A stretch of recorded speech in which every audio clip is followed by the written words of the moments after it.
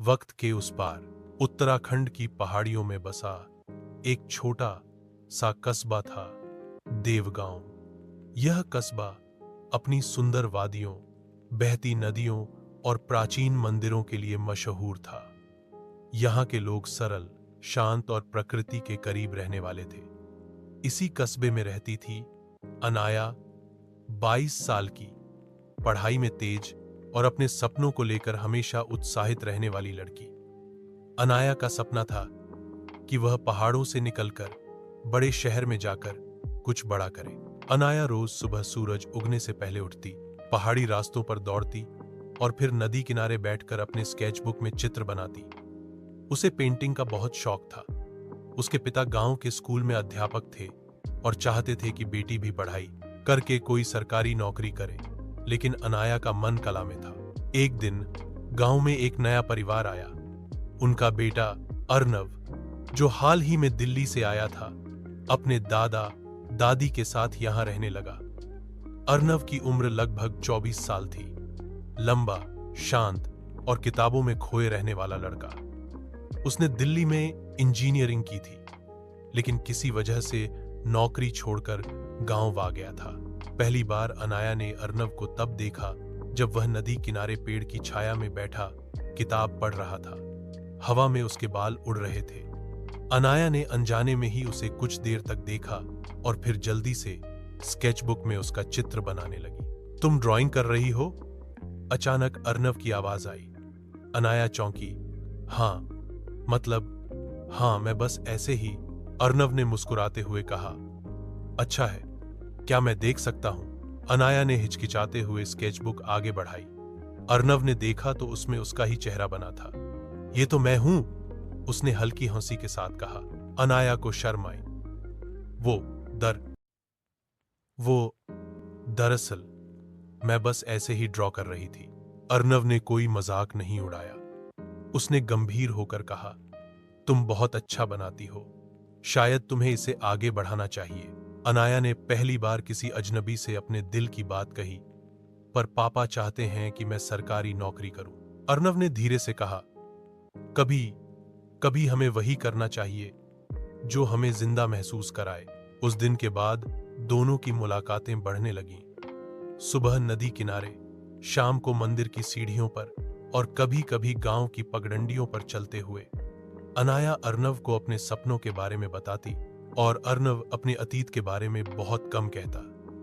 वह हमेशा चुप सा रहता, जैसे कुछ छुपा रहा हो। समय बीतने के साथ अनाया और अर्नव की दोस्ती गहरी होती गई।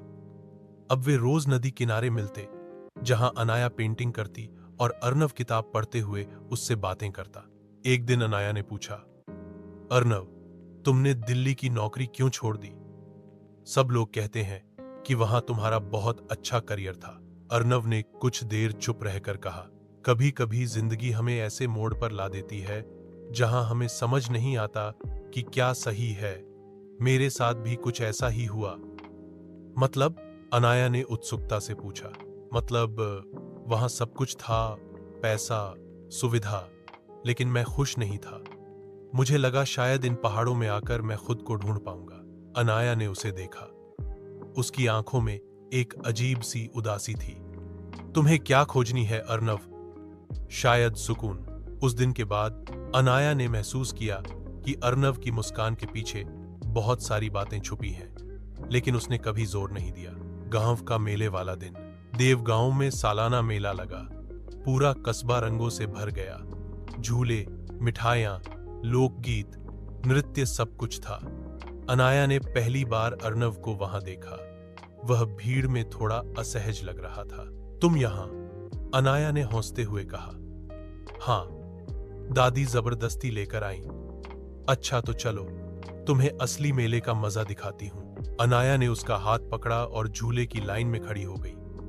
अर्नव पहले तो झिझका, लेकिन फिर मान गया। जब झूला ऊपर गया, हवा के झोंकों के साथ अनाया ने जोर से कहा, जिंदगी ऐसी ही है अर्नव, डरोगे तो नीचे रह जाओगे, छोड़ दोगे तो उड़ जाओगे।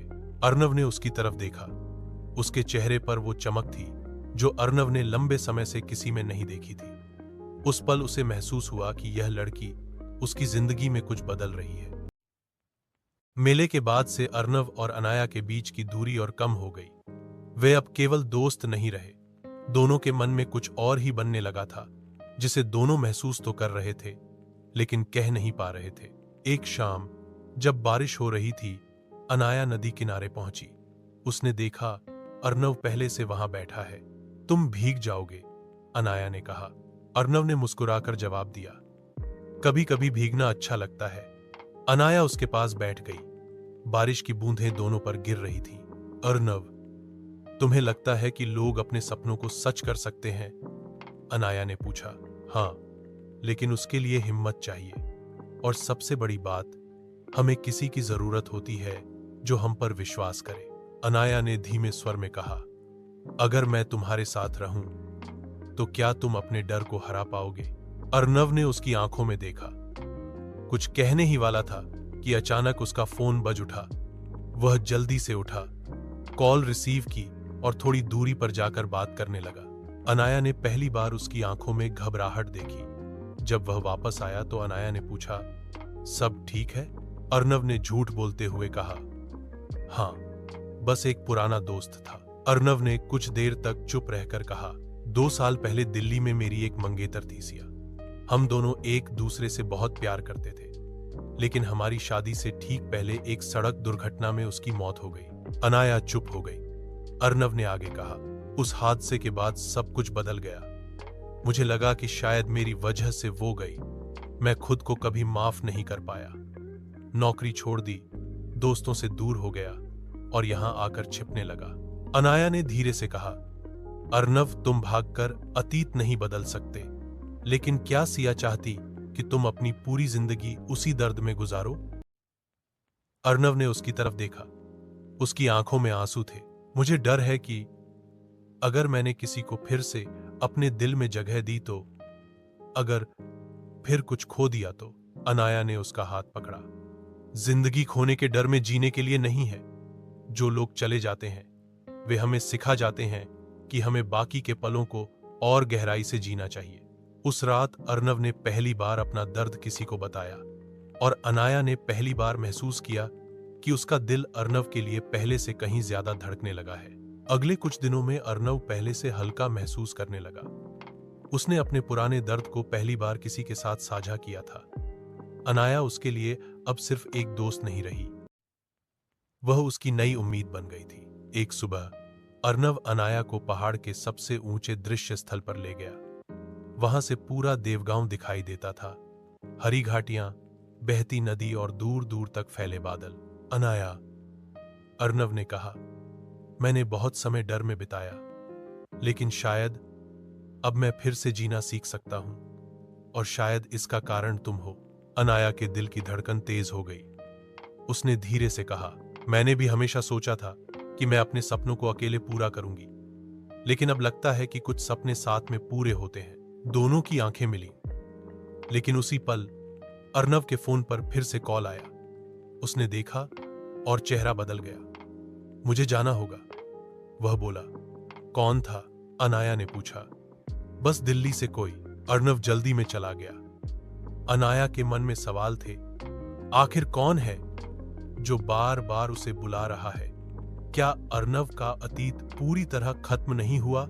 अगले दिन अर्नव गांव में दिखाई नहीं दिया, न नदी किनारे, न मंदिर की सीढ़ियों पर। अनाया बेचैन हो गई। उसने सोचा, शायद वह दिल्ली चला गया। शाम को जब वह उसे ढूंढने निकली तो उसने देखा कि अर्नव मंदिर के पीछे खड़ा किसी से फोन पर बात कर रहा है। उसका चेहरा गंभीर था। अनाया चुपचाप पास गई। मैंने कहा था मैं वापस नहीं जाऊंगा। अर्नव की आवाज कठोर थी। थोड़ी देर की खामोशी के बाद उसने फिर कहा, नहीं, अब मैं किसी के दबाव में नहीं आऊंगा। मेरी जिंदगी मेरी है। अनाया ने यह सुना, लेकिन सामने नहीं आई। वह लौट गई। अनाया का फैसला। रात को घर लौटकर अनाया ने पापा से बात की। पापा, अगर मैं पेंटिंग को अपना करियर बनाना चाहूं तो आप मेरा साथ देंगे? पिता ने उसे देखा। अनाया, मैं चाहता हूं कि तुम खुश रहो।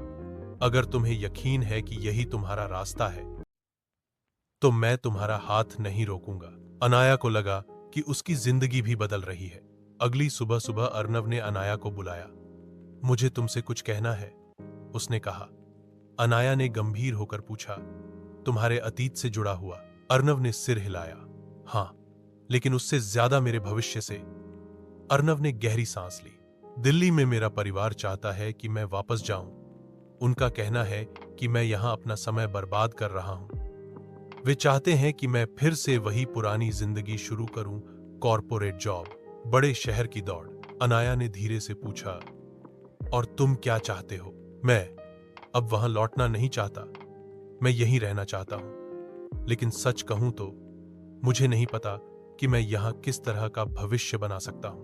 अनाया ने उसकी आंखों में देखते हुए कहा, अर्नव, किसी जगह से ज्यादा मायने रखता है कि तुम्हारे साथ कौन है। अगर तुम्हें लगता है कि तुम्हारा सुकून यहां है तो फिर यही सही है, लेकिन यह फैसला तुम्हें खुद लेना होगा। अर्नव ने हल्के स्वर में कहा, अगर मैं यहीं रहूं तो क्या तुम मेरे साथ रहोगी? अनाया चुप रही। उसका दिल जोर से धड़क रहा था। अर्नव, मैं अपने सपनों को छोड़कर किसी के लिए नहीं रुकूंगी, लेकिन अगर तुम मेरे साथ चलो तो हम दोनों अपने अपने सपने पूरे कर सकते हैं। अर्नव ने पहली बार साफ साफ मुस्कुराया। तो इसका मतलब है तुम मेरे साथ हो? हाँ, लेकिन एक शर्त है, अतीत के सारे डर खत्म, अब सिर्फ आगे देखना। अर्नव और अनाया ने तय किया कि वे अपने अपने सपनों के साथ एक नई शुरुआत करेंगे। अगले कुछ हफ्तों में अनाया ने अपनी पेंटिंग्स का एक छोटा सा प्रदर्शन गांव के मेले में रखा। अर्नव ने हर तैयारी में उसका साथ दिया, पोस्टर बनाए, लोगों से बात की और गांव के स्कूल में जगह दिलाई। मेले के दिन अनाया की पेंटिंग्स को देखकर लोग चकित थे। कुछ स्थानीय कलाकारों ने उसे सुझाव दिया कि वह इन्हें बड़े शहर में भी प्रदर्शित करे। अनाया के पिता गर्व से भर गए। वहीं दूसरी तरफ अर्नव को दिल्ली से फिर कॉल आया। इस बार उसकी मां थी। अर्नव, हम तुम्हें मजबूर नहीं कर रहे, लेकिन कम से कम एक बार वापस आओ, तुम्हारे पापा बीमार हैं। अर्नव के लिए यह सबसे कठिन पल था। एक तरफ उसका नया जीवन, दूसरी तरफ परिवार का कर्तव्य। अर्नव ने अनाया से कहा, मुझे दिल्ली जाना होगा, मैं अपने पापा को नजरअंदाज नहीं कर सकता, लेकिन मुझे डर है कहीं मैं वापस उसी पुरानी जिंदगी में फंस न जाऊं। अनाया ने उसका हाथ पकड़ा। डरने की जरूरत नहीं है, कभी कभी हमें अपनों के लिए रुकना पड़ता है, लेकिन फर्क यह है कि अब तुम अकेले नहीं हो। अर्नव दिल्ली के लिए रवाना हुआ। अनाया ने उसे स्टेशन तक छोड़ा। वापस आओगे ना? अनाया ने धीरे से पूछा।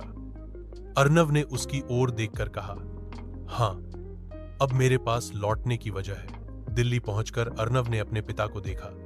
वे वाकई बीमार थे।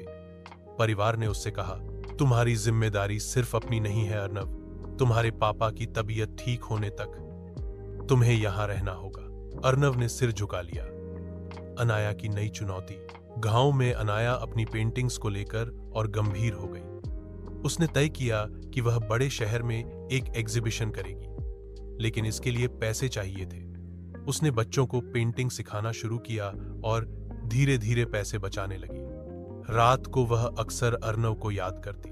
उसके संदेश आते थे, लेकिन कॉल्स कम हो गई थी। अनाया को डर लगने लगा कि कहीं अर्नव शहर की पुरानी जिंदगी में खो न जाए। दिल्ली का मोड़। दिल्ली में अर्नव को एक बड़ी कंपनी ने फिर से ऑफर दिया।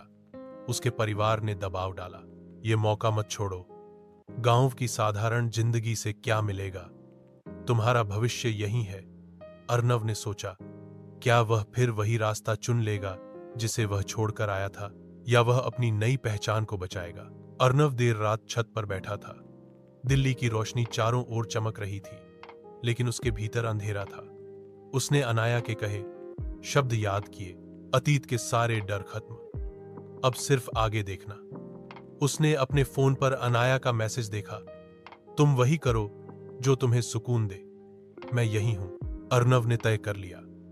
गांव में खबर। कुछ दिनों बाद अनाया को एक कॉल आया, अनाया, तुम्हारा नाम शहर के एक आर्ट फेस्टिवल के लिए चुना गया है, तुम्हें अपनी पेंटिंग्स लेकर वहां आना होगा। अनाया का सपना सच होने के करीब था, लेकिन वह चाहती थी कि अर्नव भी उसके साथ हो। उसने उसे मैसेज भेजा, मैं अगले हफ्ते शहर आ रही हूं, उम्मीद है तुमसे मुलाकात होगी। दिल्ली में मुलाकात। फेस्टिवल के दिन अनाया ने अपनी पेंटिंग्स लगाई। वहां भीड़ थी। अचानक पीछे से एक परिचित आवाज आई, ये तुम्हारा काम है? अनाया मुड़ी। अर्नव सामने खड़ा था। वह पहले जैसा नहीं दिख रहा था। उसके चेहरे पर अब अनिश्चितता नहीं थी। तुम आए, अनाया ने कहा। हाँ, मैंने ऑफर ठुकरा दिया। मैंने अपने परिवार से कहा कि मेरी जिंदगी की दिशा बदल चुकी है। अनाया की आंखें चमक उठी। तो अब मैं वही करूंगा जो मुझे खुश रखे, और उसमें तुम हो। फेस्टिवल के बाद अर्नव और अनाया ने साथ समय बिताया। दोनों के चेहरों पर एक अलग ही सुकून था। अनाया, अर्नव ने कहा, अब मुझे समझ आ गया है कि अपने डर को पीछे छोड़ना कितना जरूरी था। अनाया मुस्कुराई। और अब क्या प्लान है? मैं तुम्हारे साथ वापस देवगांव चलना चाहता हूं। वहां से ही अपनी नई जिंदगी शुरू करेंगे। अनाया ने हल्की आवाज में कहा, और मेरे सपने? तुम्हारे सपने अब मेरे भी हैं। हम देवगांव में आर्ट और टेक्नोलॉजी सेंटर को बड़ा बनाएंगे। साथ ही तुम्हारी पेंटिंग्स को देश भर में पहुंचाएंगे। देवगांव वापसी। कुछ दिनों बाद दोनों गांव लौट आए। गांव वालों ने उनका स्वागत किया। अनाया के पिता ने अर्नव से कहा, बेटा, हमें गर्व है कि तुमने अपनी जिंदगी का सही रास्ता चुना। अर्नव ने नम्रता से कहा, अगर अनाया न होती तो शायद मैं आज भी अपने अतीत में फंसा होता। देवगांव में लौटकर अर्नव और अनाया ने अपने सपनों पर काम शुरू कर दिया। उन्होंने मिलकर एक क्रिएटिव लर्निंग सेंटर बनाया, जहां बच्चे पेंटिंग, संगीत और कंप्यूटर की पढ़ाई कर सकते थे। गांव के लोग पहले थोड़े संकोच में थे, लेकिन धीरे धीरे बच्चों की रुचि देखकर सबने सहयोग देना शुरू कर दिया। एक शाम सेंटर के बाहर बैठते हुए अर्नव ने कहा, अनाया, ये सब देखकर मुझे लगता है कि जिंदगी हमें सही समय पर सही मोड़ देती है। अगर मैं तुमसे नहीं मिला होता तो शायद मैं कभी खुद को नहीं खोज पाता। अनाया ने मुस्कुराकर जवाब दिया, और अगर तुम नहीं आते तो शायद मैं भी अपने सपनों को लेकर इतनी मजबूत न होती। कुछ ही महीनों में उनकी मेहनत रंग लाई। गांव के कई बच्चों की पेंटिंग्स शहर के एग्जीबिशन तक पहुंची। कुछ बच्चों ने कंप्यूटर सीखकर ऑनलाइन काम शुरू कर दिया। गांव का यह नया बदलाव मीडिया तक पहुंचा। एक शहर के अखबार ने लिखा, देवगांव के 2 युवाओं ने बच्चों की जिंदगी बदली। अनाया और अर्नव के पास अब बड़े शहरों से निमंत्रण आने लगे। कई लोग चाहते थे कि वे वहां जाकर अपने सेंटर का मॉडल साझा करें। एक दिन अनाया ने अर्नव से कहा, अगर हम बड़े शहरों में वर्कशॉप करें तो बच्चों के लिए और फंड इकट्ठा कर सकते हैं। अर्नव ने हामी भरी। हाँ, लेकिन हमें ध्यान रखना होगा कि हमारा असली मकसद बच्चों का विकास है, शोहरत नहीं। व्यक्तिगत मोड़। इस सफलता के बीच अर्नव ने एक और बात सोची। अनाया, उसने कहा, हमने मिलकर बहुत कुछ किया। क्या अब समय नहीं आ गया कि हम अपनी जिंदगी को आधिकारिक रूप से जोड़ दें? अनाया थोड़ी चुप रही। अर्नव, मैं तुम्हारे साथ हूं, लेकिन मैं शादी तभी करूंगी जब मुझे यकीन हो जाए कि हमारे सपनों की दिशा इससे प्रभावित नहीं होगी। अर्नव ने उसकी आंखों में देखते हुए कहा, हमारी साझेदारी ही हमारी ताकत है। शादी सिर्फ उसका नाम भर है। गांव में एक बड़ा आयोजन रखा गया। क्रिएटिव लर्निंग सेंटर की पहली सालगिरह। बच्चे अपनी पेंटिंग्स, नृत्य और कंप्यूटर प्रोजेक्ट्स प्रस्तुत कर रहे थे। पूरे गांव में उत्साह था। कार्यक्रम के बीच अर्नव मंच पर गया। आज का दिन सिर्फ हमारे सेंटर का नहीं, बल्कि उन सभी का है जिन्होंने बदलाव पर विश्वास किया। उसने थोड़ा रुककर कहा, और आज मैं एक और बात सबके सामने कहना चाहता हूं। अनाया, क्या तुम मंच पर आओगी? अनाया चौंक गई। वह धीरे धीरे मंच पर पहुंची। अर्नव ने सबके सामने कहा, तुमने मुझे जीना सिखाया, अपने सपनों पर विश्वास करना सिखाया। क्या तुम हमेशा मेरे साथ रहोगी? गांव वाले तालियां बजाने लगे। अनाया की आंखों में हल्की नमी थी। हां अर्नव, लेकिन शर्त वही है, हमारे सपनों का सफर कभी रुकना नहीं चाहिए। अर्नव मुस्कुराया। ये वादा रहा। अर्नव और अनाया की सगाई पूरे गांव के सामने हुई। लोगों ने फूलों से उनका स्वागत किया। बच्चे, जिनके जीवन में इन दोनों ने रोशनी लाई थी, सबसे ज्यादा खुश थे। कुछ महीनों बाद उनकी शादी एक सरल लेकिन सुंदर समारोह में हुई। मंदिर की घंटियों और पहाड़ी हवा के बीच उन्होंने एक दूसरे से वादा किया, हम हमेशा अपने सपनों और अपने लोगों के साथ खड़े रहेंगे। आने वाले सालों के बीतने के साथ क्रिएटिव लर्निंग सेंटर का नाम सिर्फ देवगांव तक सीमित नहीं रहा। कई और गांवों में इसी तरह के सेंटर खुले। अनाया की पेंटिंग्स ने अंतरराष्ट्रीय स्तर पर जगह बनाई। अर्नव ने तकनीक के माध्यम से गांव के बच्चों को ऑनलाइन दुनिया से जोड़ा। वे दोनों अक्सर उस नदी किनारे बैठते जहां उनकी पहली मुलाकात हुई थी। अनाया हंसकर कहती, याद है तुम किताब पढ़ रहे थे और मैं तुम्हारा स्केच बना रही थी।